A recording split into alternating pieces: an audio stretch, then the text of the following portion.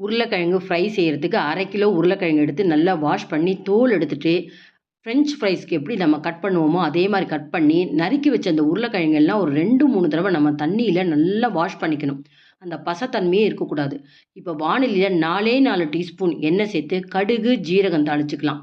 நல்லா வாணலிய சுத்தி அந்த எண்ணெய் கோட்டிங் இருக்கிற மாரி செஞ்சுட்டு, தண்ணிய வடிச்சுட்டு உருளைக்கிழங்கு சேர்த்து, ரொம்ப ஜென்டிலா கரண்டியால பெரட்டி விடணும். மூடி வச்சு 2 நிமிஷத்துக்கு ஒரு தடவ நம்ம இந்த மாரி பெரட்டி விட்டுட்டே இருக்கணும். ஒரு ப்ரவுன் கலர் வந்ததுக்கப்புறம், இன்னும் ஒரே 1 டீஸ்பூன் எண்ணெய் சேர்க்கிறேன். இந்த உருளைக்கிழங்கு ஃப்ரைக்கு வெறுமனே உப்பு, மிளகாத்தூள் போடாம, அரிசி மாவு, கார்ன்ஃப்ளவர் மாவு, உப்பு கொஞ்சம், மிளகாத்தூள், மஞ்சப்பொடி, பெருங்காயத்தூள் மிக்ஸ் பண்ணிக்கிறேன். பூண்டு வேணுனா தாளிதத்திலேயே நம்ம சேர்த்துக்கலாம்.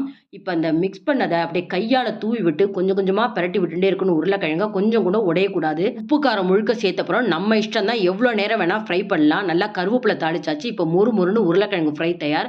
அவசியம் ட்ரை பண்ணுங்க. அல்டிமேட்டா இருக்கும். மறக்காம சேனலுக்கு சப்ஸ்கிரைப் பண்ணுங்க.